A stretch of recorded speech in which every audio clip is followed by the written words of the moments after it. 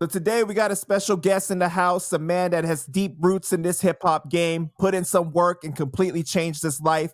Former Terror Squad member. I want to welcome the one and the only Charlie Rock LD. What's good with you, C-Rock? How you living, man? Panda, what's going on, my man? You already know. It be the OG C-Rock LD.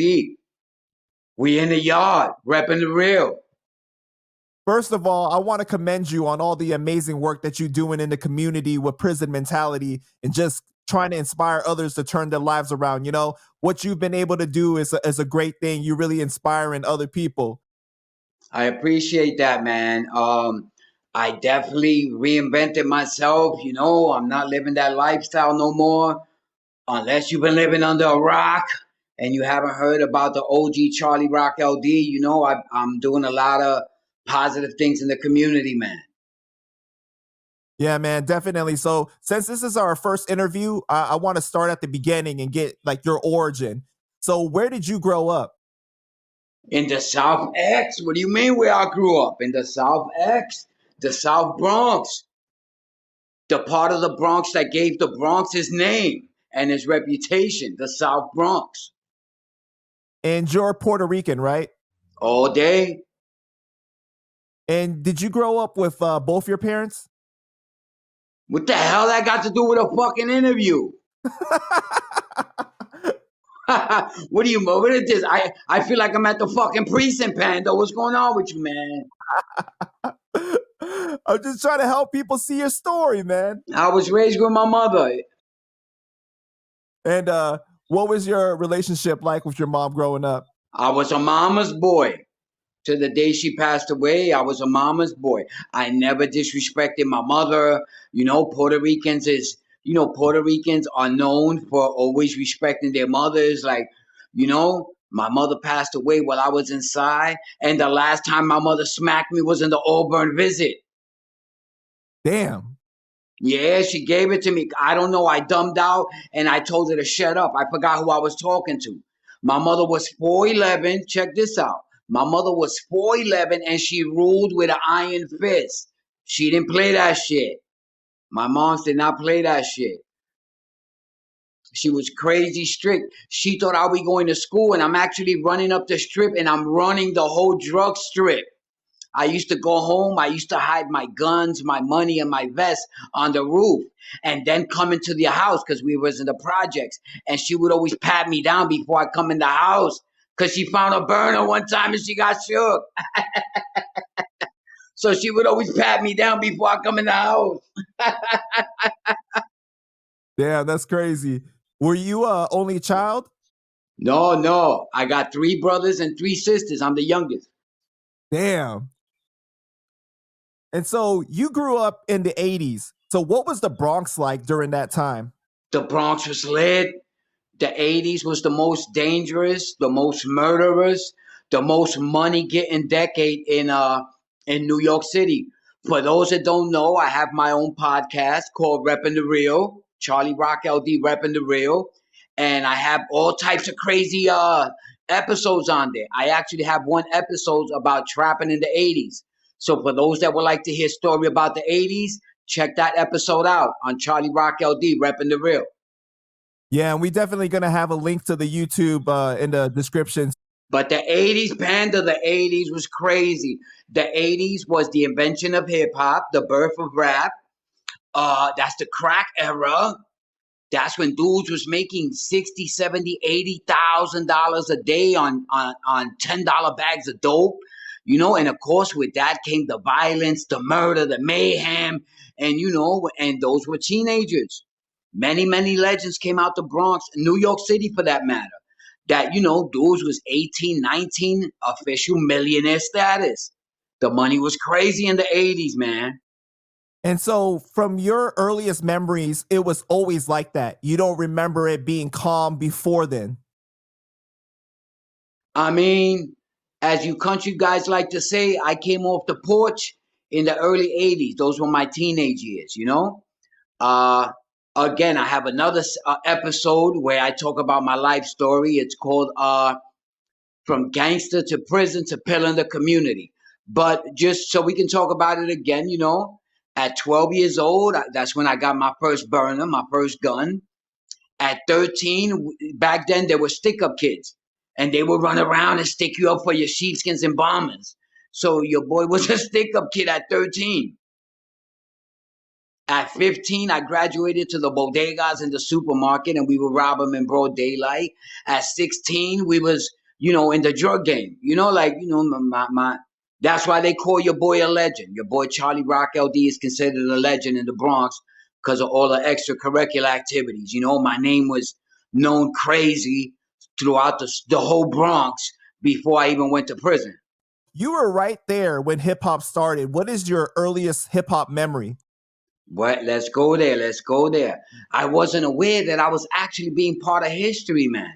I had no idea that here we are 30, 40 years later, and what these guys was doing in the park for free was going to turn into, what is it, a 20, $100 billion industry a year? My first experience would be guys used to bring their DJ equipment out to the park, and we would call it the jam. So everybody would go to the park, like the regular public park. The park I used to go to was St. Mary's Park. It was on 149th Street on St. Anne's. It was called St. Anne's Park. And every weekend, the guys would bring their DJ equipment, the speakers, carrying the milk crate with records. Then we'll have the other crews that will come to battle, the B-boys, and they will break dance. Another element I experienced was the graffiti. These are all elements of hip hop. I believe there's 5 elements of hip hop. And your boy experienced all of them, man. It was a great experience. I'm actually able to say that I was a witness to the birth of hip hop. Yeah, man. Your boy was there. And did you fall in love with it like instantly from what you saw? I enjoyed the music. I did, but I guess I enjoyed more the aura that came with it. That's where the girls was at. So if you was into the girls, you had to go to the jam. You know what I mean? So, and it was what it was. At that time also was when freestyle was banging, the freestyle music. So I would say it was 50-50. You was either into hip hop or you was into the freestyle music. And when I say freestyle, I mean groups like Coro, TKA, and those types of, that type of freestyle. It fizzled out. The freestyle fizzled out. And that's the same thing that they was thinking about the rap music. Yeah. They thought that rap was just a fad. And in a couple of years, no, we wasn't going to hear about it. A lot of people believed, even in the industry, that the rap music was going to fizzle out just like the freestyle music did. And here we are 30, 40 years later, we banging. Right. Did you start out breakdancing, DJing, or just grabbing the mic? Nah, I was more of a stick-up. I was more of a B-boy. Back then they called the thug, the gangster. In every era, we name them a different name. Back then it was the B-boy. I was definitely a B-boy. You had the breakers. If you were a breaker, that means you was into pop locking and break dancing and that type of stuff. I thought I was way too cool to be break dancing. You know what I mean? I was a dude standing up by the wall with a sawed-off shotgun inside my sheepskin. From your memories of hip hop at that time, what ethnicities were you seeing around? Was there a lot of Puerto Ricans involved in hip hop at that time? Hells yeah. Let's get that right. First of all, I'm glad you touched on that, yo. Let's jump into that subject. Because I've been hearing a lot of talk lately that the Puerto Ricans had nothing to do with the beginning of hip hop. You're wrong. Dead wrong. You're talking to a guy right now that was a damn witness. I didn't hear this from my parents. I didn't watch it in a video. It ain't hearsay. I was there, my man. So was the other billion other Puerto Ricans. Puerto Ricans was neck and neck with the blacks. At that time, there was really no whites. So it was just in the South Bronx, it was straight up blacks and Puerto Ricans. And they like to say Latin. All due respect to the Latins, to our Mexican, Dominicans, and all that. But again, we're talking about the 80s. And, it was straight Puerto Ricans. I'm sure you had a little Dominican here and there, but 95% of the Latins were straight Puerto Ricans. I mean, we had Puerto Rican MCs, that's what we used to call them back then. We didn't call them rappers. The breakdancing crew was Puerto Rican, the Rocksteady crew, Crazy Legs, the graffiti guys, Reverend, D5, all Puerto Rican. I don't know how these guys have the balls to say that the Puerto Ricans had nothing to do with hip hop. You're wildin' right now. It started in the South Bronx, and then like you started to witness it spread all over New York. Yes, it started in the South Bronx. I mean, the first group that I could remember, there was probably earlier, but as far as my memory goes back, was Grandmaster Flash and the Furious Five, and it was the South Bronx. Again, they would bring the DJ equipment out to the parks. They will run the crazy long extension cord to the light poles, and that's how they used to get the electricity for the DJ equipment. That's crazy. They would steal the electricity from the light poles, and no permit, no nothing. The cops ain't say nothing. You set up your equipment, you start jamming, and word of mouth, people heard the music, and they would come from all over. Again, this is what the teenagers was into. Nowadays the teenagers are into video games and all that. Back then, we was into the jam. That's what we didn't even call it hip hop or rap. We called it the jam. How long would you say it took before it spread to the other boroughs of New York? Not long, but it definitely originated in the Bronx. I mean, even in the Hall of Fame for rap, they at least gave us that much. They gave us that much respect. When you talking about the history of hip hop or rap, they specifically say it was in the South Bronx. They're correct with that. And they also have to be correct that the Puerto Ricans was running 50-50 with the blacks. As far as MCing, graffiti, I used to go with your boy Fat Joe to the train yards because he used to tag crack, but we're going to get into that later. Yeah, it's interesting because he got some flack for that recently, not too long ago, actually. I heard. I don't know. I don't believe it, Panda. I just don't believe it. They're straight up trying to rewrite history. How can you cut us out of history, my man? You're wildin'. They're really trying to act like they're the American. American schools are real good for cutting out history. You know what I mean? I'm a big history buff. For those that don't know, the Greeks did not call themselves the Greeks. The ancient Greeks, they did not call themselves the Greeks. The American government started calling them the Greeks, and we only know what we know, and that's what they teach us in the school. I also have another episode on history not taught in public American schools. I got the crazy episodes. Charlie Rock LD repping the real. Y'all gotta peep my podcast is off the meters. You said at 12 is when you got your first burner, right? Yeah. What made you decide to step into the street life at that time? Well, to be honest with you, Panda, at that time, that's what it was, man. That's what I seen in my environment. That's what the kids was doing. At that era, everybody was a stick-up kid. Well, of course, not everybody, but if you wanted to be with the it crowd, what they would call today the thugs, the gangsters, back then it was the B-boys. And, everybody wanted to be a tough guy. And if you was a tough guy, you had to carry a gun. And, and if you carried a gun, you was robbing people. And what we used to rob a lot was the sheepskins and the bombers. And I want to state something before we go any further. Your boy C-Rock would always follow the G code. At 13 years old, I would never rob no females or no people old enough to be our parents.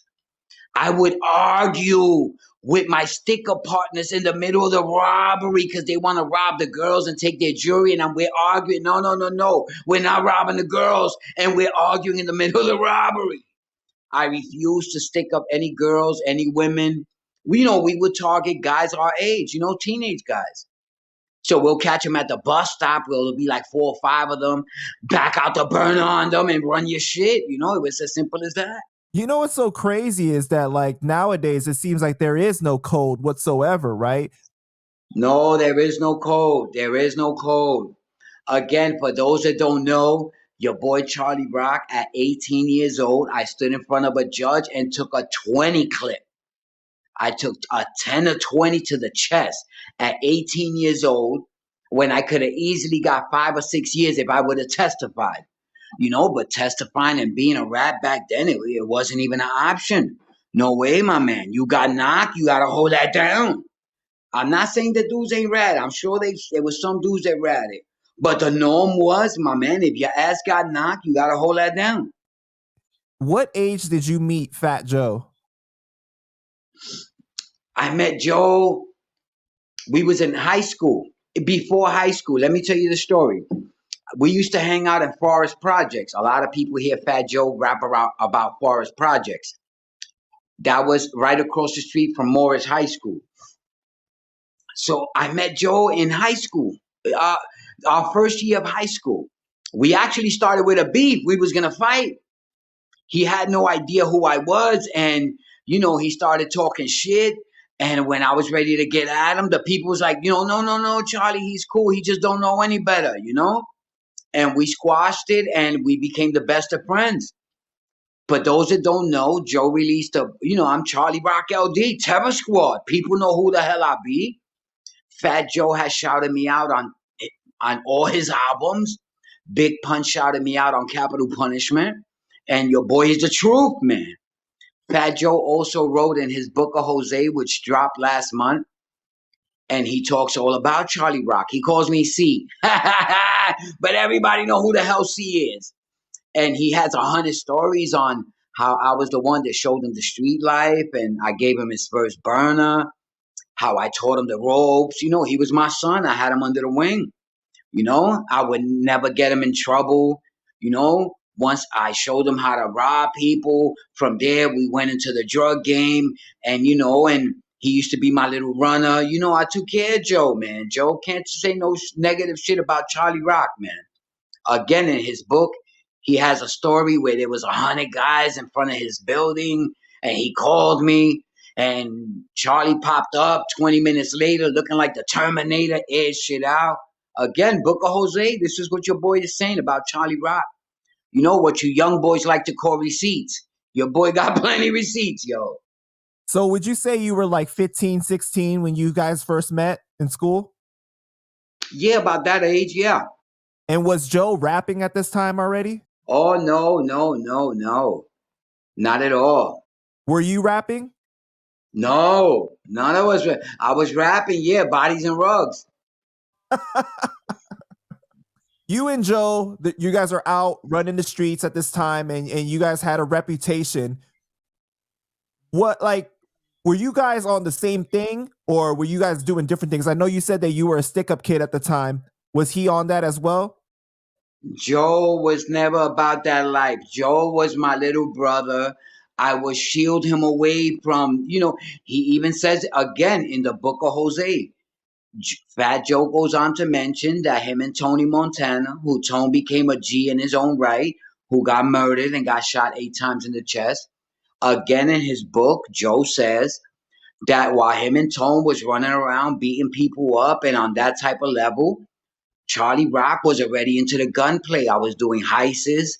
I was sticking up McDonald's and supermarkets. I mean, this is what he's saying in his book, word for word. And it's the truth. Joe was not putting in that work.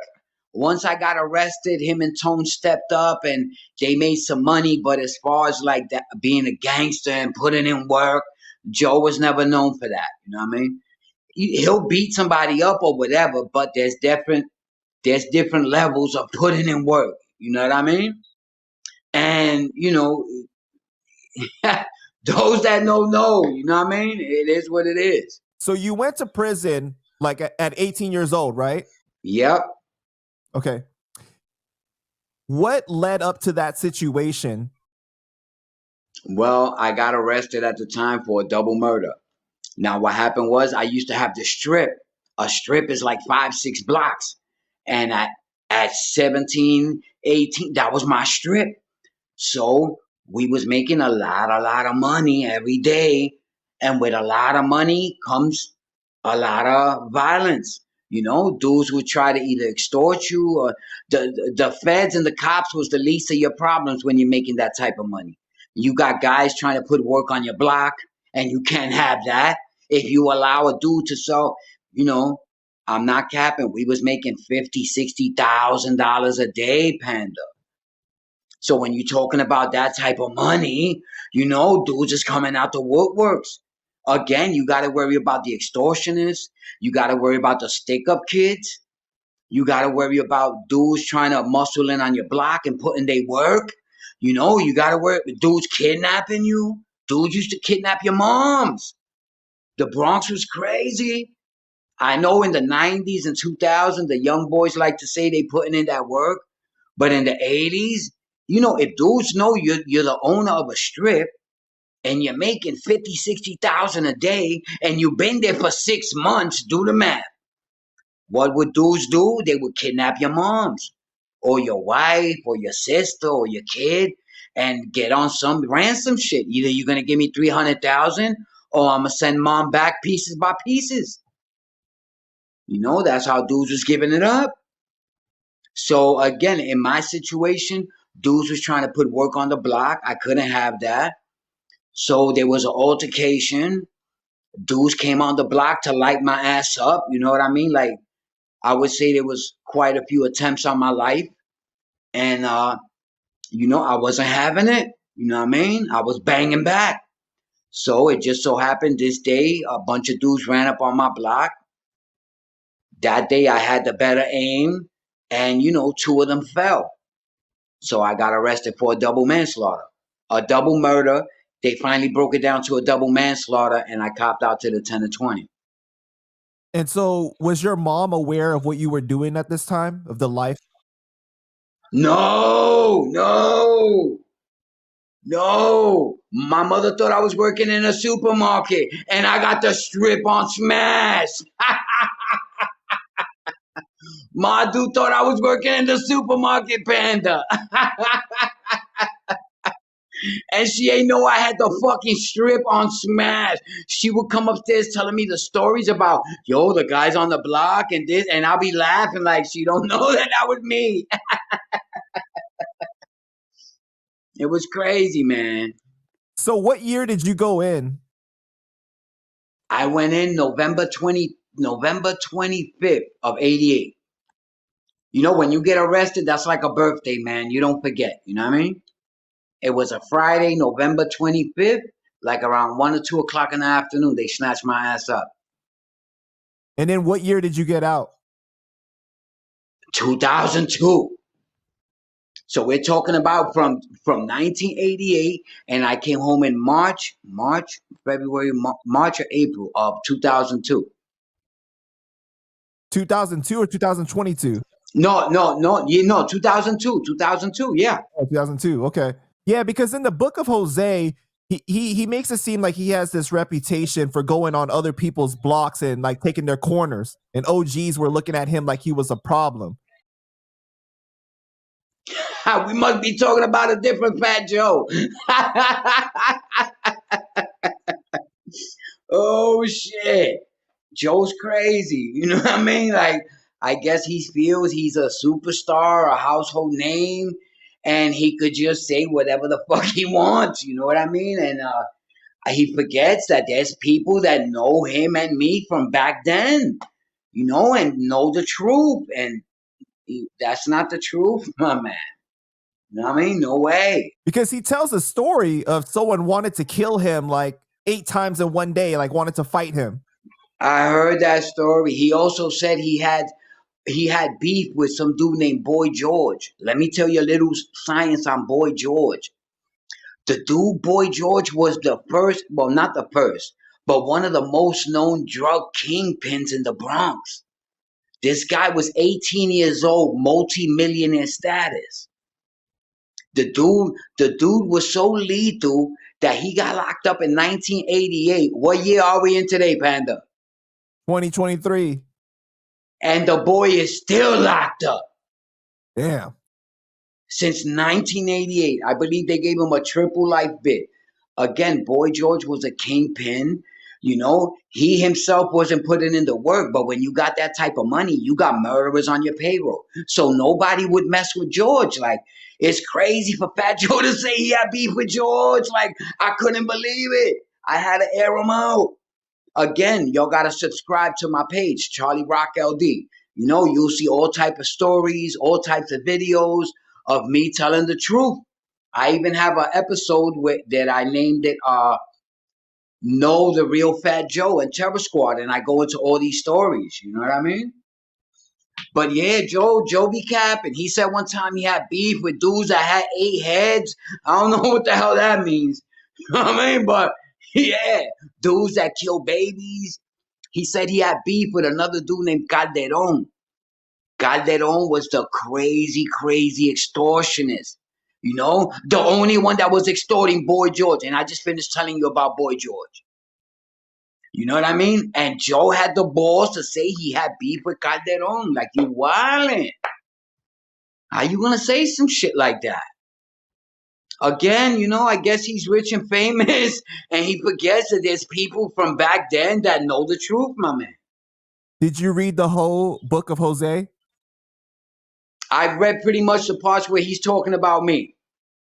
Again, he says all types of stories about me, how I saved his life, and you know how I stole a car from the biggest drug dealer in the Bronx and took him joyriding, and I didn't tell him it was a dude's car. You know what I mean? He has all types of crazy stories on Charlie Rock LD.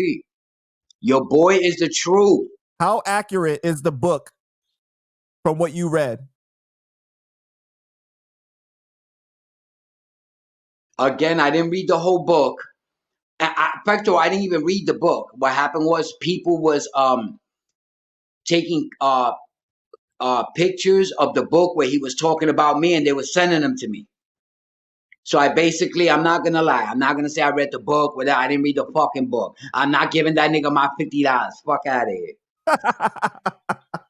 And so when you got locked up, right? What was Fat Joe starting to experience any success at this time, or he was just like getting his hands into music, or what was he doing at the time? Okay. Now, when I got locked up, of course, I left a crazy vacancy. You know, there was crazy money on the block. So Joe and Tom Montana came to see me on Rikers Island, and they asked me for permission, which was the right thing to do, to, you know, to continue to run the block. And they was going to give me a piece of what they made. You know what I mean? So I agreed to it. But it wasn't Joe. It was Tom Montana that stepped up as far as the gunplay. You know? 8, 9 months after I got arrested, Tom Montana came through with his bodies. Because dudes was putting in that work. You know what I mean? So Tone laid up with me. He came to the island. He did like about a year and a half. He went to trial and he beat the body. He was charged with a murder. He beat it. He went home, and about 18 months later, he got murdered. They shot him 8 times in the chest. Joe raps about it in his first album, Represent. At this time, is that where he gets his name Crack from? No. Joe got his name Crack before the crack came out. They used to call him Crack because when he was so fat, when he would sit down, they'll see the crack of his ass. That's why he got the name Joey Crack. Don't let him blow smoke up your ass. He's admitted it in his interviews. He's admitted it in a few interviews. We was calling him Joe Crack before the crack era, before the crack even came out. But the reason we call him Joe Crack was because of that, not because he was a kingpin or selling mad crack. No, he would sit down and then we'd always show the crack of his ass. Ah, rock with your boy. We in the yard. Again, your boy Charlie Rock LD got the podcast, Reppin' the Real. The podcast is banging. I got the crazy stories, talking all types. I have prison stories, OG stories. Your boy held down Tupac in prison when he was in Clinton. I got that story. You know, anybody listening to this and want to listen to my podcast, go right over to my page, Charlie Rock LD, Reppin' the Real. I'm killing them right now. Your boy's the hottest thing on the block right now. I want to talk about Prison Mentality. Prison Mentality is a life coaching company that I opened up. For those that don't know, I'm also a life coach. You know, I no longer live that lifestyle. I'm definitely on some positive shit today. I went from gangster to prison to a pillar in the community. Your boy is definitely on some other shit. I don't allow no negativity around me. I don't drink. I don't smoke. You know what I mean? But I stay lit every day. Figure it out. Again, Prison Mentality is a life coaching company for the formerly incarcerated and their family. I'm doing a lot of great things, man. Anybody that will want to reach out to me as a life coach, you can find me at Charlie Rock LD, Prison Mentality, gmail.com. Holla at your boy. And the podcast, Repping the Real, the hottest shit out right now, the epic stories. That's what we talking about. If y'all want to hear more of the Fat Joe stories, Google your boy, Charlie Rock LD. We in the yard. You already know. And that's definitely commendable, man, for what you've been able to do, turn things around and really. I'm a youth. Let me keep on. I'm a youth mentor. I work with the youth. You know what I mean? Sometimes I go to the soup kitchen. I'm definitely not the same person, man. Your boy is not. I know I have the title of an OG and a BX legend, and I do from time to time speak about my war stories and how I got them. However, I want you to understand, it's not that I'm glorifying them. I'm enlightening you with the fact that as somebody as crazy as I was and all the extracurricular activities I've been known for doing, and my man, if I can change my life around, so can you. Again, I don't glorify or, sanction that type of lifestyle. I just want y'all to know that that's what I used to do. This is what people know me as. And I changed my life around, man. And today is all about positive energy, man. Yeah, and definitely if you can do it, then other people can do it as well. Of course, of course. People that have issues with substance abuse, I also fell through that. I was a victim of substance abuse. I rocked with that for a while. I'm not ashamed to say what I did. Panda, in life, we all have different chapters. You feel me? And Charlie Rock is no different than anybody else. I had different chapters in life. There was a time when I was a stick up kid, a drug dealer, some say murderer, prison life, in the music industry, running with Joe, and everybody has different chapters. Today, the chapter in my life is a totally different chapter. I enjoy helping people out. I love the person I am today. And it is what it is, man. So I got the podcast and I got the Prison Mentality Coaching Company. And I work with the kids. I'm trying, man. And I really love the person I am today.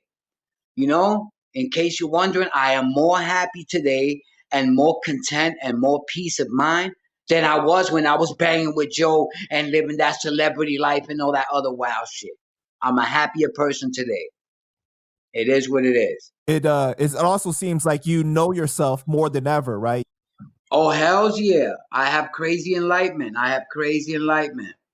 Definitely, definitely. I'm a history buff. I like to study I have a video out on my birthday that just passed January 11th, and I'm in the damn museum. I'm recording in the museum, and I'm talking in the video how many years ago I would have been in a club with the females and drinking and smoking, and here I am spending my birthday at the museum. You're talking to a different Charlie Rock today, man. It is what it is. The Butelo, you already know. Those are my podcasts. Always see me with the Butelo. I'm banging the Butelo. And do you think that it was worth it to stand on those principles of not taking the 5 to 6 years instead? I mean, it is what it is. You know what I mean? Of course, there's always a coulda, woulda, shoulda. But, I take that as a badge of honor. I'm a stand-up dude. I don't have millions. I'm not rich and famous like him. But I can walk anywhere on this fucking green earth with my chest out. You know what I mean? Knowing that I stand on morals and principles. And in my book, Morals and Principles, you can't buy that type of shit, man. You either got it or you don't. And there's only one way to get it. You got to earn it. You can't buy it. I don't care how many M's you got. You're not going to buy morals and principles.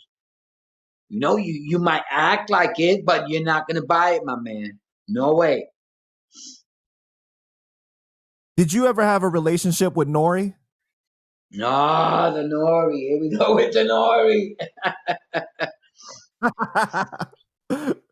Nori was all right. I mean, I was locked up with his man Capone. I mean, when I came home, I met Nori. You know what I mean? He used to be cool with Joe, and from what I hear, he used to be cool with Pun. And as far as his boy Capone, you know what I mean? I'm not gonna kick dirt on the homie, but you know, he was having it really rough on the inside, man. So you want to go into that or no? I mean, basically that, you know, he was having it rough, you know. Dudes was, dudes was pushing up on him. That was the word. And were you really tight with Capone or just kind of knew? Nah, we was just in the same jail. Gotcha. I mean, I knew that was Nori's man. So, you know, I stepped to him and saluted him. Yo, I be Charlie Rock LD, whatever. He be Capone. So, you know, but it's not like he was my homie and we'll hang and all that, whatever. You know what I mean? Nah. Yeah, and you're speaking facts because like there's a lot of people that do have millions in the bank and they're not happy. I actually did another story. I'm telling you, I'm killing them with the podcast. Last week I did an episode called The Pros and Cons of Being Rich and Famous. And I'm actually talking about what you just finished talking about, Panda. I'm talking about personal conversations that I had with people like Puffy, with people like Birdman, and they actually told me that even though they was rich and famous, they was not happy. And I went into the pros and cons of being rich and famous. And believe me when I tell you, happiness does not bring you money, does not bring you happiness, my people. Let me say that again. Money does not, of course, there's an advantage to having millions. You live a great lifestyle, but it doesn't necessarily bring happiness. You could be living in the projects, in the trailer park, and be totally happy, as opposed to somebody having $20 million and their ass is miserable. You know what I mean? It happens like that, man. Again, the podcast, Charlie Rock LD, repping the real. These are the things I talk about. Rock with your boy, we in the yard. I always say that money is everything until you get it. I agree. And whoever says that when they get money, they're not going to change, and we're talking about real money. We're talking about millions of dollars. Whoever says I'll get millions of dollars and I'll still be the same person, my man, you're lying. The only reason you're saying that because you never had it. You know, money changes people, my man. Again, we can never say everybody, but the majority of the people, get a few M's on their bank account and they're not the same people. You know what I mean? And it is what it is. I'm not knocking them. I'm not saying it's bad. You should always look forward to prosperous and always do better in life, sure. All I'm saying is don't let money be your sole purpose of living. When I wake up in the morning, I think about what I'm going to talk in my podcast. I'm happy. I'm in a good mood. You know what I mean? You know, there's people that be like, and let me tell you another thing about rich people. You know what's a rich people's worst nightmare? Their worst fear is not dying. They don't give a fuck if they die. Their worst fear is going broke. Their worst fear is going broke. Fat Joe used to tell me that all the time on the visit. Charlie, I done made $1 million. The easy part is making the $1 million. The hard part is staying with the $1 million. It's crazy, but it is what it is, man. That's why rich people are more cheap than poor people, right? I agree. I know from experience. It seems like the more money you got, the cheaper you get. It's crazy. I'll give you a quick example. Joe used to run the Rucker games, the basketball game Rucker games, and he had Stephon Marbury playing for him. And Stephon Marbury had mad millions. Way more millions than Joe. And he was still making his business that Joe would fly him down first class, put him up in the best hotel, and buy him dinner and buy him all types of shit. And he refused to spend his money. You know, that's just one example how the more money you got, the macheta you get, nigga. That's crazy. So Did he hold you down when you were locked up? He put money on your books. He take care of you. He would sporadically. You know what I mean? He's capping saying that he took care of me for 16 years. He did not take care of me for 6 years. You know what I mean? In a year, he'll probably send me $100 or $200, which I appreciate it. But he makes it seem like, he put money on my books every week. And he said he bought me a Hummer when I came home. And he got me an apartment. Straight lying. The boy's lying to the pop dog. Wait, so even at this time, he's already experiencing success though, right? Okay, let me take you back so you guys could understand. I get locked up in 88, right? So I had, I think, like about maybe 4, close to 5 years in, when Fat Joe comes to see me telling me he's going to be a rapper. So I'm like, a rapper? What do you mean you're going to be a rapper? You wildin'. You know what I mean? We don't fucking rap. So he explains it to me that he got together with some dudes called the Digging in the Crates. And again, before I go there, I was the man on the street. I got snatched up. Then Tone stepped up. Tone got snatched up. Then Joe came in with his brother, the money man, and they was getting paper. So Joe did make some paper. I'm not saying he didn't make no paper. You know what I mean? All I'm saying is that he was not putting in the work. There's a difference between a gangster and a hustler. Joe was a hustler. I give him that. He made some money. You know what I mean? But he was not a gangster. No way, my man. Fuck out of here. So even with him being a hustler and making all that money, he wasn't putting money on your books like that? No, not at all. Let me tell you. Let me explain it to you. So he comes to see me. I had like maybe 4 or 5 years in, telling me he's going to be a rapper. So I'm like, all right, if you're going to rap, whatever. So he started rapping. He met the right people, whatever, and all that. And he came out with Flojo. When Flojo came out, that was in 91, 92, somewhere around there. And your boy was already knee deep into the bid, man. So he came out with the album, and you guys know the rest. He started rapping from there. So as I'm locked up, he would mention me in his albums. Charlie Rock this, Charlie Rock LD that. And I always thought it was out of love because he was my brother at the time and I showed him the ropes and you know what I mean? And all that and everything. I didn't notice until I came home that what he was doing was using me. And he was using me for street cred. You know how the rappers like to brag, oh, we got street cred, we about that life and all this. So he knew he wasn't about that life. So he would shout his brother Charlie Rock LD, who was. So when I say he would use me for my reputation and for my street cred. And that's why he would shout me out. And I knew that because when I finally came home after all them years, the love wasn't there. It was a totally different person. Like he just was on what he was on. You know what I mean? It is what it is. So you get out in 2002, and what is the relationship like at that point? Did he pick you up and take you home from there, or like how did that work? No, he didn't pick me up. He was out of town. I didn't see him till a week when I came home. And he gave me $1,000. The nigga gave me $1,000. At this time, he was already worth a few $1 million, and he gave your boy $1,000. The fat bastard. So no Hummer, he said, no Hummer. He didn't help you get set up. No, I'm gonna tell you about the Hummer. The Hummer was what 43,000, 44,000, some shit like that. What he gave me was $4,000. Out of the 44 grand, he gave me 4,000, and I put the rest up. But as far as him buying it, Joe ain't buying nobody cars.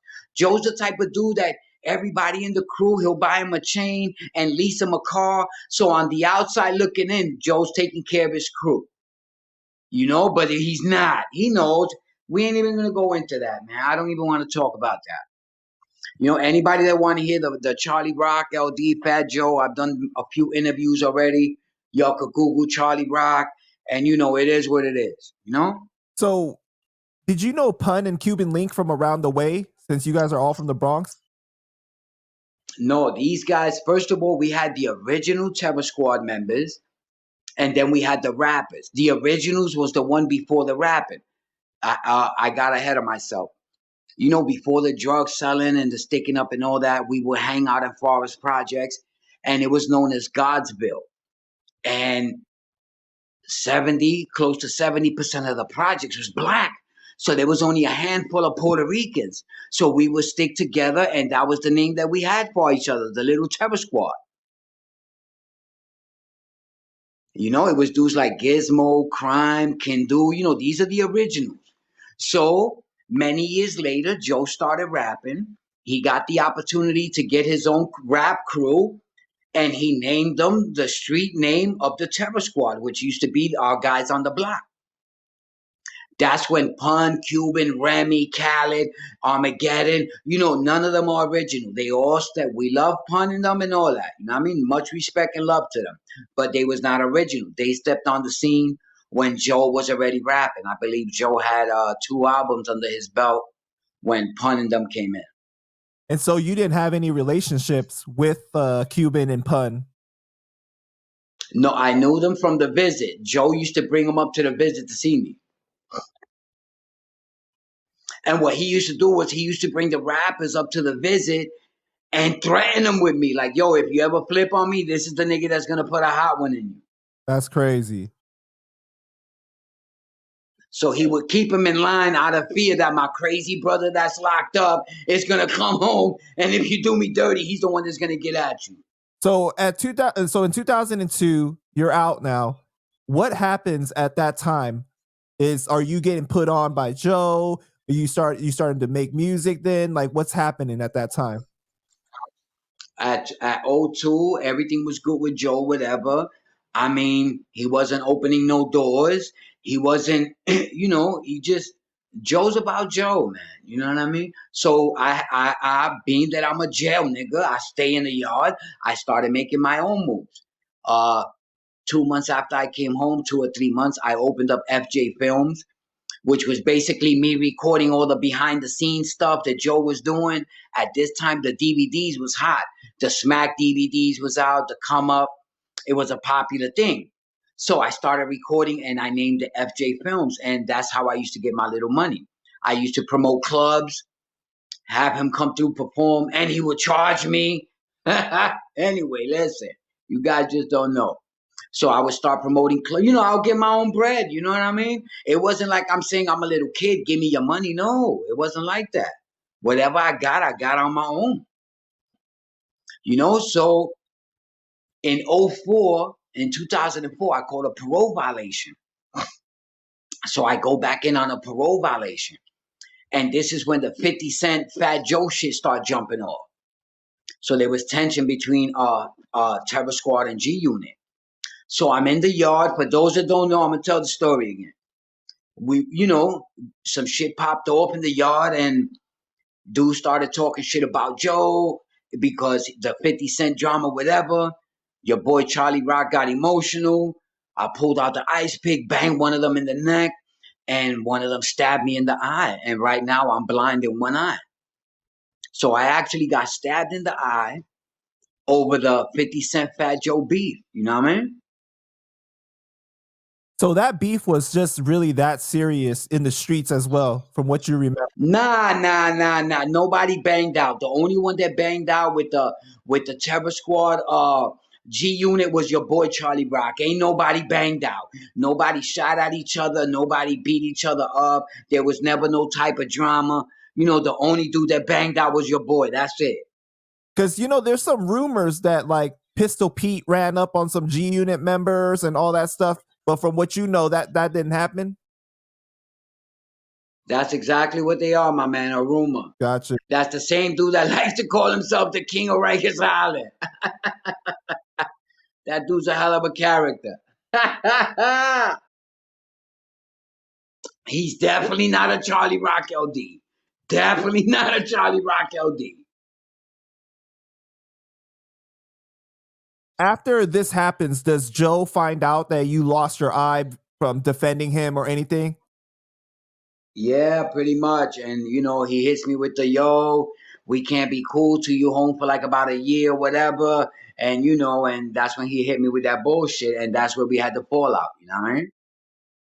I guess he basically thought I was gonna fall in line with everybody else, and I wasn't going for it. He thought because he was rich and famous that I was not gonna say fuck you and leave the crew. And that's exactly what I did. He did not kick Charlie Rock out. Charlie Rock left. There's a big difference, my man. There's not too many dudes that's gonna walk away from somebody that's, rich and famous like Joe. People thought I was crazy. I'm not crazy. I'm just a motherfucker with morals and principles. And you're not gonna fucking treat me like a piece of shit, my man. No. I don't care how much money you got. I'm out. So he was mad that you did that situation, that you defended him against other. No, no, no, no, no. I'm not saying that. Don't put words in my mouth. I'm not saying that. You know what I mean?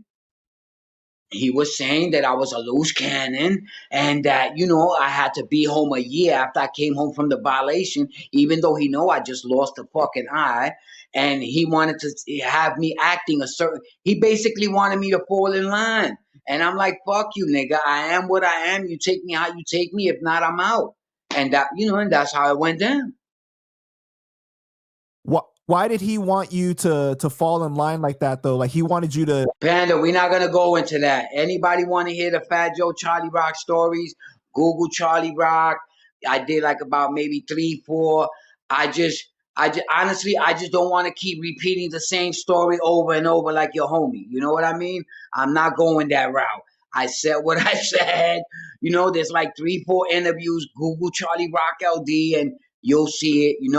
I'm not gonna do the same story, the same remix over and over. You know what I mean? Okay, can we talk about the interview that you spoke about the music industry and how people sell their soul to get ahead? Oh, we can go there. All right. Well, I mean, it's a known. It's but unless you've been living under a rock, there are people that rock with the dark side.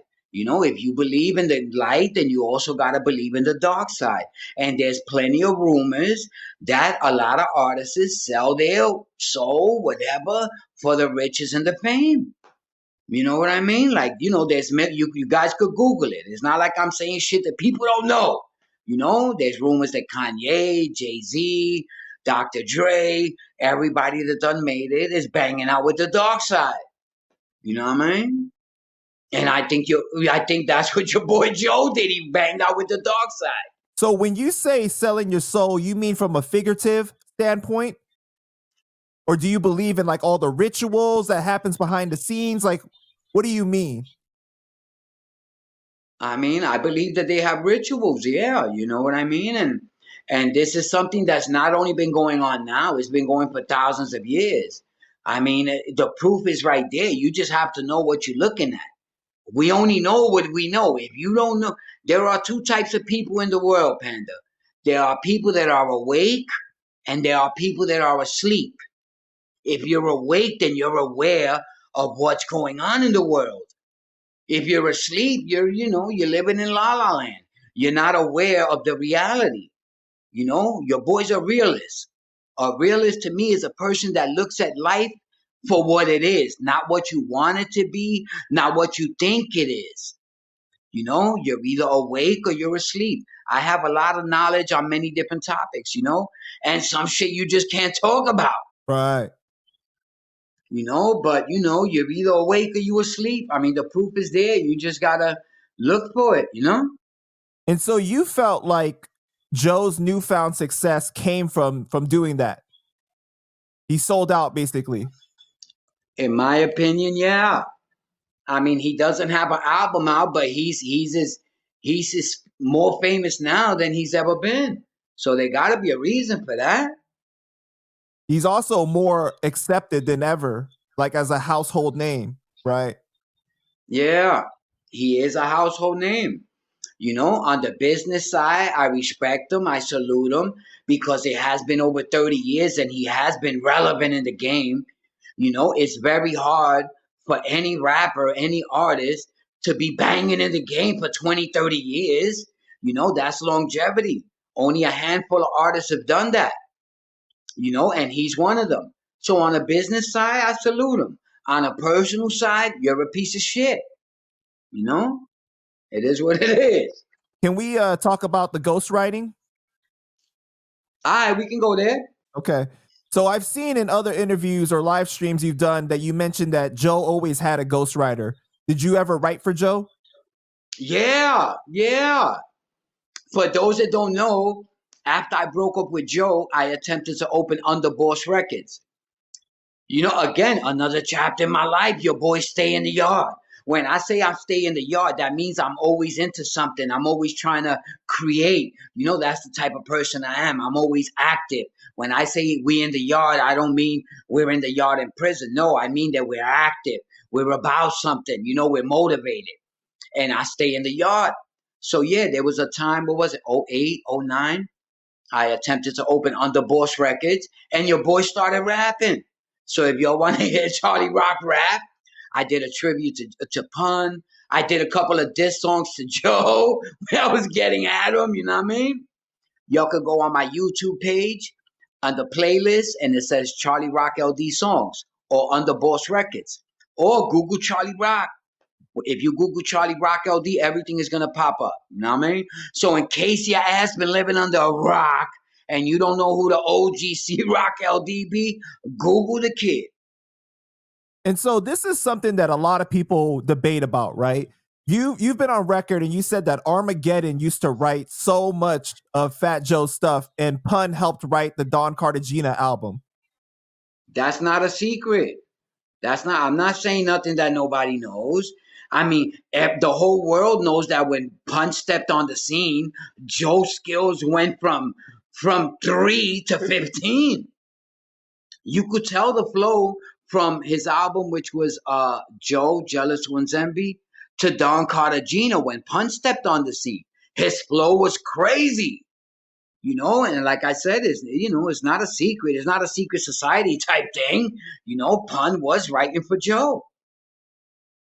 Yeah, and so I interviewed Cuban Link, and shout out to him for helping us link up. But he said that he would write for Joe sometime too, but he really didn't like it because he got the vibe that Joe didn't really like him. From the way that he described it, he said that it was like a group effort, like him and Pun, and I think Armageddon too. They would like help him with lines, and he would pick whatever he wanted. Do you remember like any instances of like Joe accepting like bars from other people or songs? I mean, as far as Link, salute to Link. As far as Link and Pun and them, you got to remember, I was locked up. When I came home in 02, Pun passed in 2000. So as far as the Terror Squad era with Link and Pun and them, but I've heard the stories. Now, when I came home, Armageddon was still down with Joe. And I could say there was instances where I'll be in Joe's house and and Getty or in the studio, and Getty will be zoning out and writing the songs. I even blessed him with a couple of songs. Like, that was the type of vibe. So I don't think Link is lying when he said that they would vibe together and, and they were all right and shit and all that and everything. Because I was locked up when they was there. But when I came home, that was the same vibe. It'll be Armageddon, Joe, Cool and Dre. Cool and Dre will help Joe write a lot, and it is what it is. And not to knock them for it, but a lot of rappers use ghostwriters.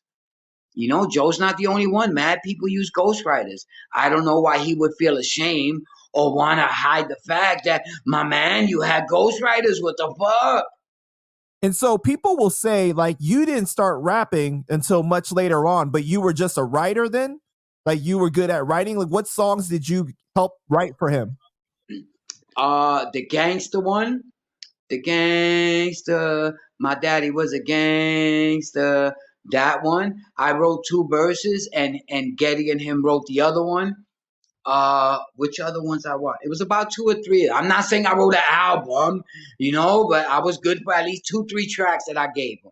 Now, what happened was that I was writing even before I came home. So I already was, I thought I was nice like everybody else. When you're writing, you think you're nice. You know what I mean? So it was what it was. So I was already writing when I came home. But it wasn't until I had to fall out with Joe that I took it serious, that I actually stepped into the booth and started recording songs, you know? And so So, you were writing more like poetry at the time? no, my nigga, tracks. Y'all gotta listen to the Charlie Rock LD tracks, man. Again, go to my YouTube page, go to my playlist, and see the Charlie Rock LD songs. I also have a playlist of Underboss, of Prison Mentality. I also have a playlist of the podcast, Repping the Real. I got a lot of great stuff on my YouTube page, man. I invite you guys to go over to my YouTube page, subscribe, smash the like button. And you know, I got a lot of interesting stuff over there, man. Peep it. I even got all the interviews I did. I have a playlist on Big Pun and all the interviews he was on. His wife Liza, salute to Liza. His son Chris Rivers. Like, you know, I got all types of great videos on my YouTube page. Peep them. So although you were locked up at the time that Pun started making his rounds, he would come visit with Joe. Is that how like you guys built a relationship? Yes, that's exactly how it went down. Yes. Joe would bring Pun, Link, you know, all of them to the visit to see me. And what was the vibe like at that time between the Terror Squad? Oh, it was crazy. I mean, the first time Pun came to see me, he didn't drop yet, so people really didn't have an idea who Pun was. But they knew who Joe was, you know? Right. And it'd be crazy. Like, I actually had 2 fights on 2 different occasions because motherfuckers wanted to keep coming on the visit. Oh, can I get a picture? Can I get a picture? You know, they starstruck. So I understand your ass is starstruck, but at the end of the day, he's coming to see his so-called brother. We having a prison visit here. Well, I'm not gonna cut my visit short because your ass want to you act like a groupie and take a fucking picture, you know? I mean, that had to have been heartbreaking for you to some level. You thinking that this person is your brother all these years, he's holding you down, shouting you out and everything. And then like you realize that he's not really who you thought he was. Do you remember like the year specifically that you finally realized like, yo, he's not who he was, like who I thought he was? It was hard, man. It was hard. I actually isolated myself for like 2, 3 weeks. When the reality sunk in, it really hurt. Yeah, man, I can't imagine that because especially you feel like you built a bond with somebody, right? Especially him coming to visit you, and you thinking like, yo, this is a real one. Because especially when you locked up, you kind of need to have that hope on the outside, right? You need to have like uh, someone to anchor onto, and so I can't imagine with everything that you've been through in life how that must have felt. Not a good feeling. You know, anybody that's ever been betrayed, especially when you stood 10 toes down, knows it's not a good feeling. Do you remember the last time you spoke to him?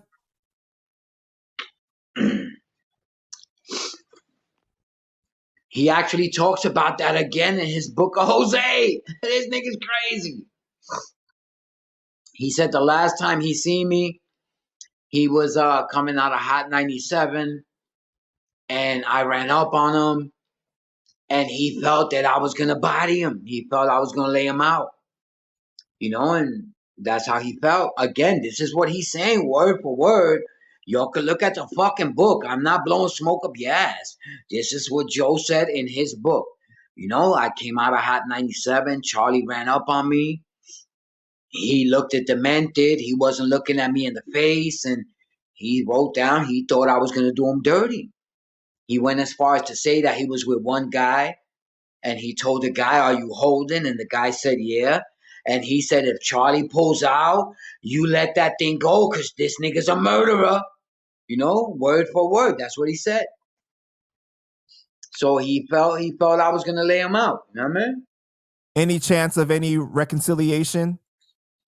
Nah, I don't think so. I mean, I don't harbor no bad feelings against the dude. You know what I mean? He knows what he did. He knows my hand didn't call for that. Again, your boy at 18 years old stood in front of a judge and took 20 years when I could have easily taken 5 or 6. You know, you guys was looking at a dude that snatched 20 motherfucking years. Not too many motherfuckers you're gonna run into that's gonna take 20 fucking years for somebody else. I'm not saying it was for Joe, and I'm not saying it wasn't for Joe. I'm just saying it is what it is. And it's crazy, my man. You know what I mean? Like, it was the crazy ill slap in the face. With you making all the changes in your life, coming to terms and peace with things, why do you think that it's not possible to fix things with Joe? Nah, because I'm an old school dude, man. And I believe if somebody fucked you over the first, again, he wasn't the regular guy to me. I love this guy. I'm talking to you with one eye. Some shit you just can't forget, man. Prior to the fallout, did you ever imagine that you wouldn't be there with him in the future by his side? Nah, I'm gonna be honest. I didn't see it coming, man. That's why it hurt so much. I cried for like 3 days like a fucking baby. Your boy cried. I balled up like a little bitch when the reality finally sank in and I found out like this nigga really don't love me. You know what I mean? Like, it hit me hard. It hit me hard. You know what I mean? It took me a while to be able to shake that shit off. What was that conversation like before you finally like stepped off? The nigga told me, Charlie, what you need to do is get a job in a supermarket or something, and on the weekend hang out with your millionaire brother. Yeah, man. This is what the nigga told me. Word to my dead mother. This is what the nigga told me. He said, Charlie, what you need to do is get a job in a supermarket or something, and on the weekend hang out with your millionaire brother, and I'll throw you a little something here and there. That's when the reality sunk in, and I'm like, wow, like, how could you even have the balls to tell me some shit like that? You know what I mean? But it is what it is. What did you say back to him when he said that? I told him, fuck you, you're a piece of shit. How can you say some shit like that to me? You know what I mean?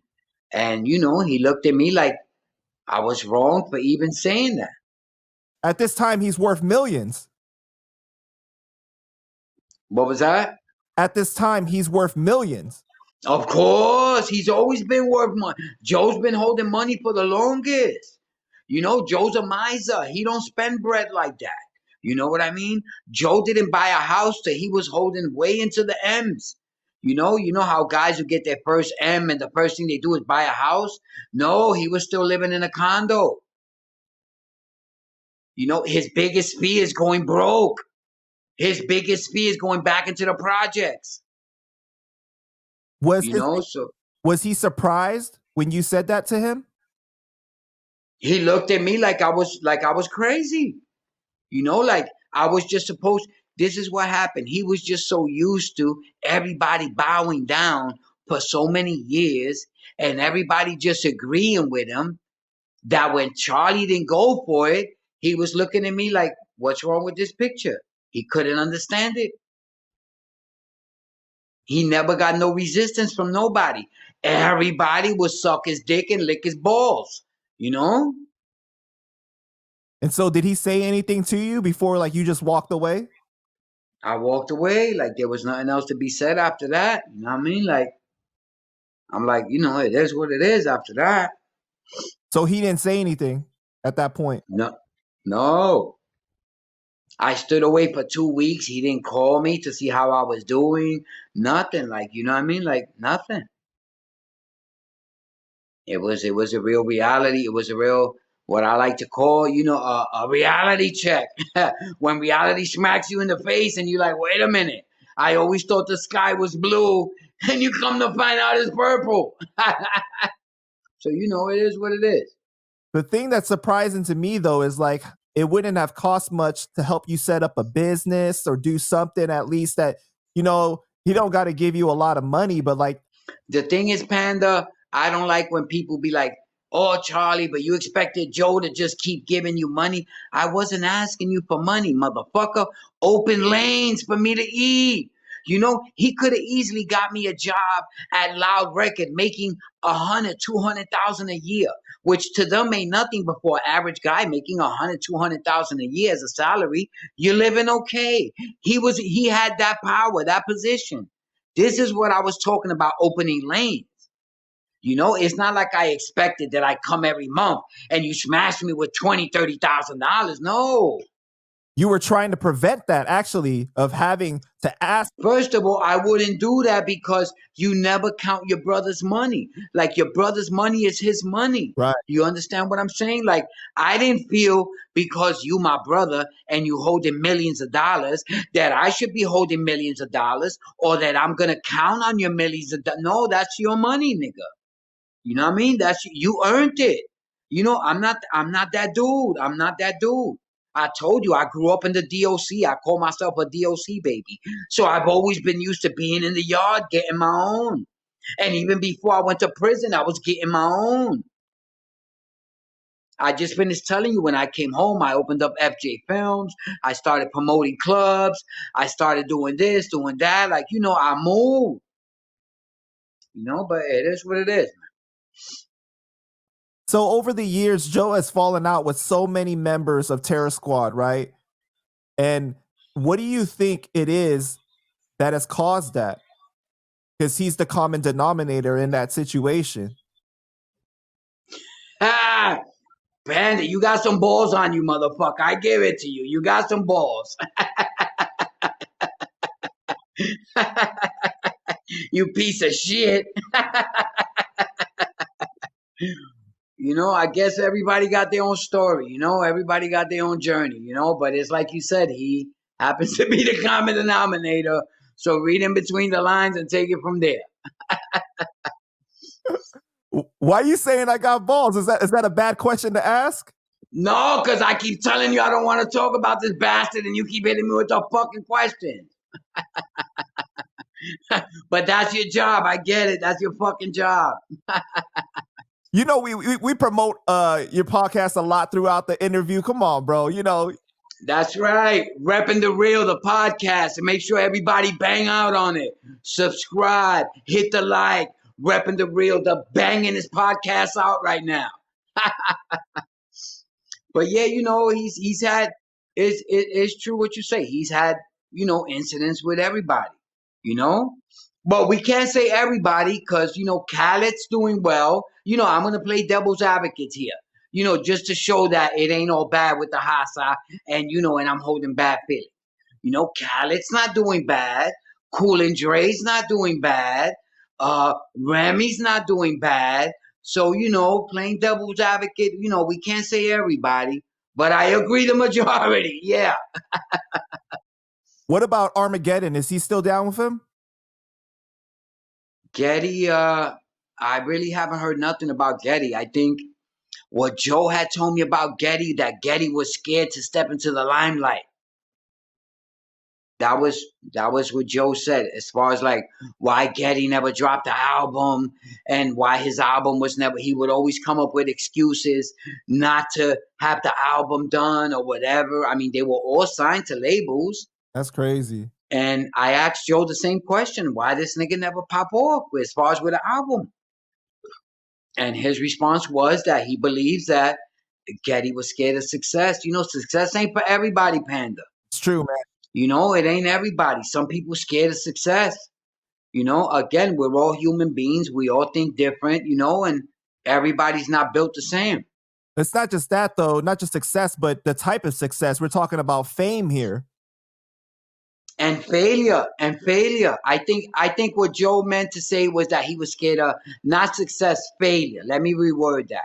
I think he was scared of stepping into that arena and not making it. I think that would be a phobia, right? That would be a type of phobia, right? Right. Like being scared of heights and all that other shit, being scared of success, you know, it is what it is. So that means that Joe took care of him, right? Because I don't want to just paint Joe bad, but, you know, I mean, that means that he must have taken care of Armageddon then, right? I mean, I do know that on a couple of albums, Armageddon wrote the majority of the songs. And, you know, Joe wouldn't discuss a lot of his business with me, only some of it.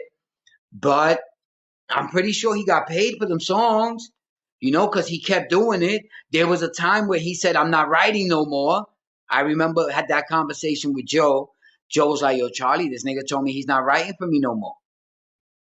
And I was like, wow, well, I guess you're gonna have to do your own, nigga. You've been doing your own. Like, that's when I noticed how much he really depended on other people as far as ghostwriters. I mean, but Joe is talented in his own right, right? So like why would he depend on other people to write for him?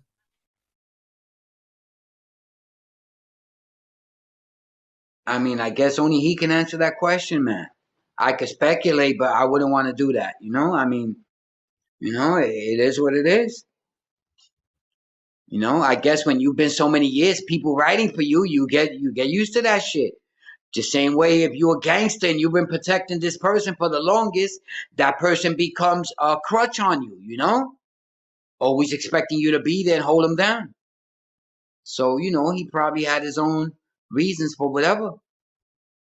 And so with the recent events with Nori coming out and saying that he won't interview Link because of his loyalty to Joe, what did you think about that situation? The homie Link. I mean, it is what it is, man. You know what I mean? Me personally, with all due respect to Link, I understand he feels he's been blackballed, everything and all that. He has a right to feel what he feels. But in my eyes, even though I don't f- with Joe, but looking at it from a G point of view, you know, what is Nori supposed to do? You know what I mean? Joe is his man. They've been banging together for the longest. So the way I look at it, he's being loyal to his man. What did he say? He said, with all due respect to the little homie, I don't have nothing against him, whatever, and all that. But because of my relationship with Joe, I can't rock with him like that. It is what it is. And so this is what I've been saying as well. I feel like from a street code perspective, he did the right thing, right? Because he's standing by his man, he's holding him down. I mean, from a street code and from a business code, you know what I mean? Look at them if there was two executives, and they're both on the executive board. You're gonna go against your boss or the dude that's on the executive board with you for the dude that is not on the executive board. You know what I mean? I mean, think about it. Right. You know? But from a journalist perspective, and he is considered a journalist in a lot of people's eyes, and he's called himself a journalist as well, then it's like you have to get both sides of the story. Panda, we both know that what we're supposed to do and what we actually do is always two different things, my man. You know what I mean?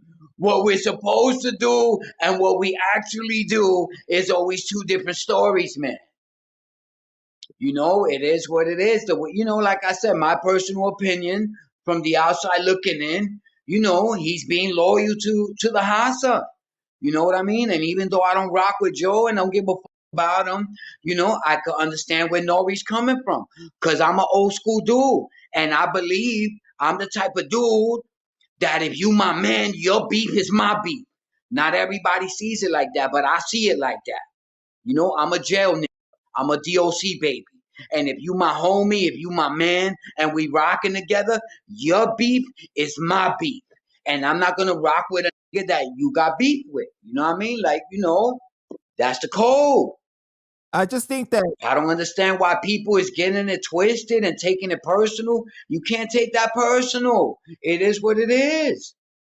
I just think that he should have never spoke about Link on Drink Champs from like all the different times, because he had Joe up there and he interviewed him and he asked for Joe's side about, what happened with Link.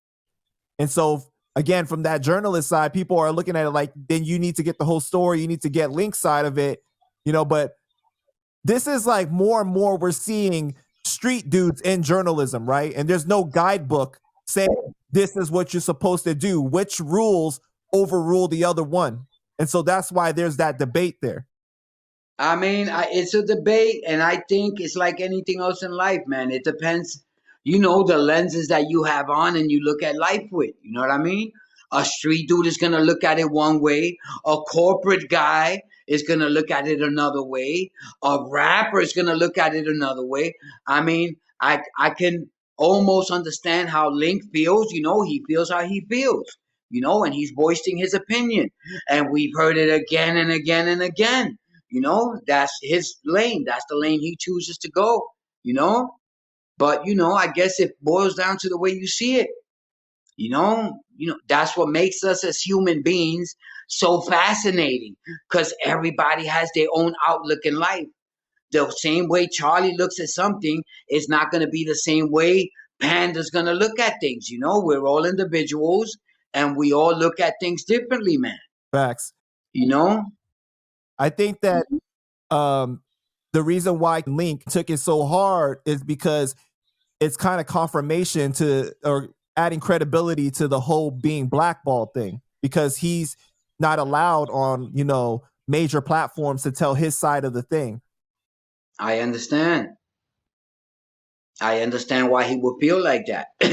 But on the same token, we have to eventually draw that line in the sand, my man, and move on with life.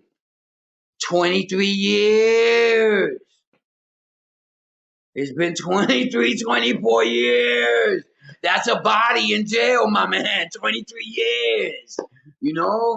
At some point in life, we have to cut our losses and we have to move on, and just start something new. My advice to the little homie: you a rapper. Rap! Bang them with a hit song. Bang them with a platinum album.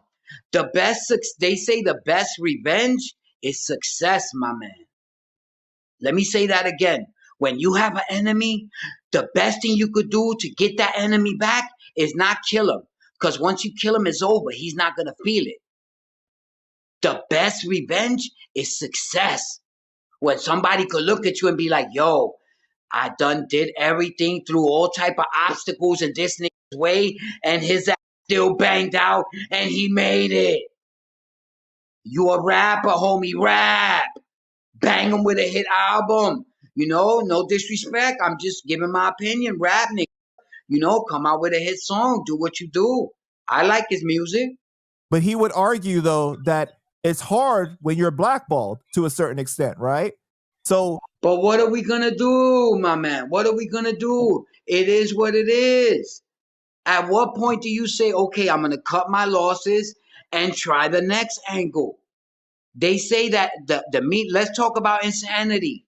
What is insanity? The official terminology for insanity is this: doing the same thing over and over, and you're expecting different results. That's the term for insanity. So all I'm saying, if you've been going down this lane and you've been going down this lane and you haven't gotten, and it hasn't gotten you to where you want to get, homie, switch it up, bang on the other lane. ¿Qué pasa? Do you have a close relationship with Link? I mean, we all right. We're not the best of friends, but we all right. He said some shit last month that I didn't appreciate, but it is what it is. We're not gonna get into that. He said what he said, and that was that. We're not the best of friends, but it is what it is. I got no quarrel with him at all. I wish him well. So we're not going to touch on what you said there with what you had a problem with, but have you had a conversation with him about, switching it up, letting it go? Have you talked to him about that? No, I haven't, to be honest. No. Do you think that it would be helpful to hear it from you, because you have a similar experience in some way, like a problem with Joe, but you've let it go? I mean, you still have to tell certain stories. Obviously, I understand, because. Yeah, but this is what I'm saying. I harbor no ill will towards Joe. Charlie Rock is doing Charlie Rock. You see how I came up with my own coaching company. I got my little podcast. I'm not saying it's the biggest thing on the planet, but I found a different lane. I found my little niche, and I'm running with it. You know what I mean? Like, it is what it is, my man.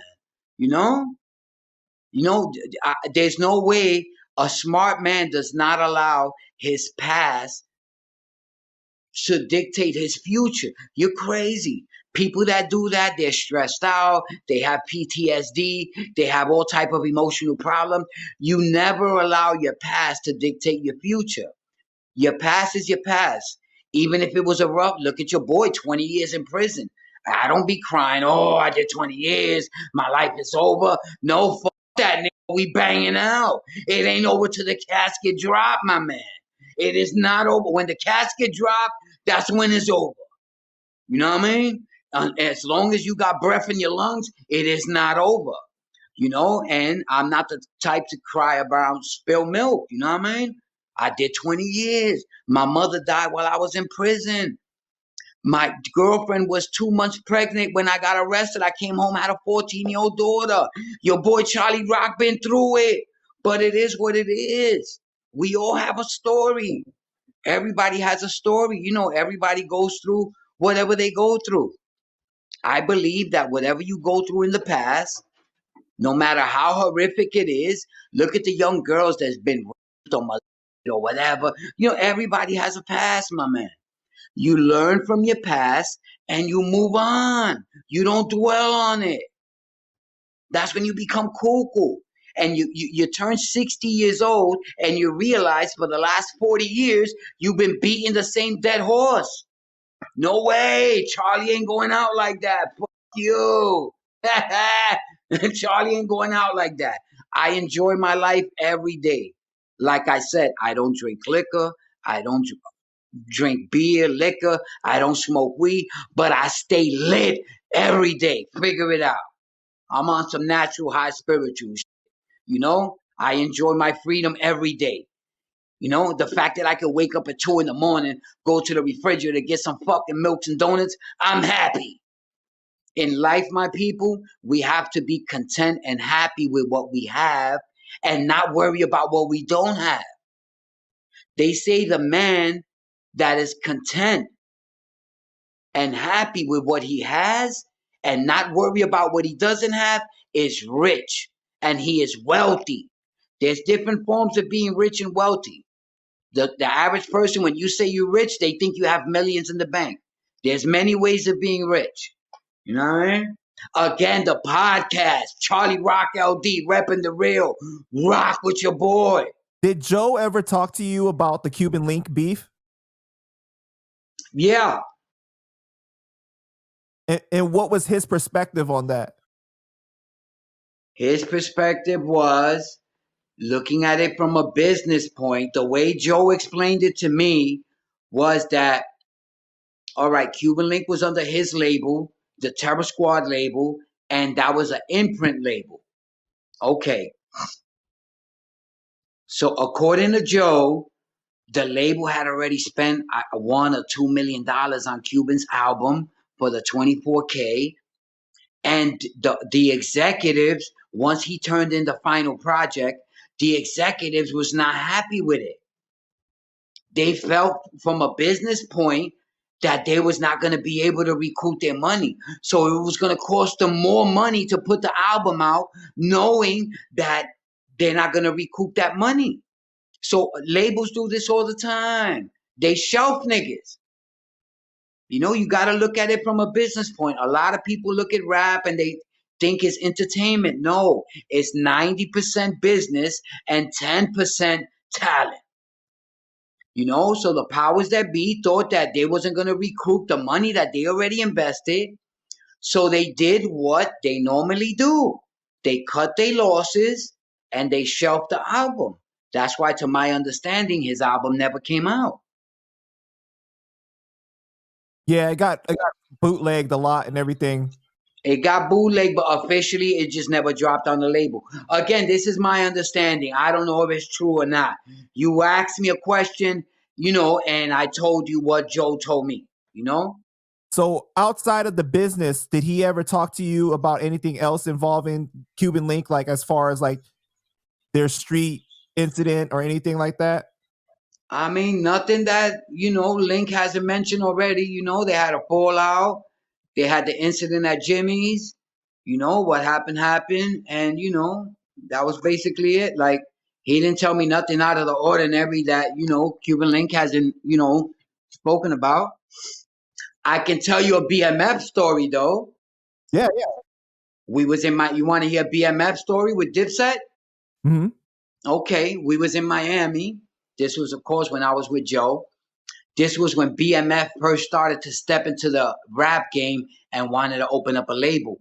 Not too many people knew how dangerous and how serious these guys were.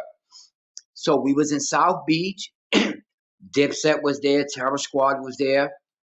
And the BMF dudes ran down on Dipset.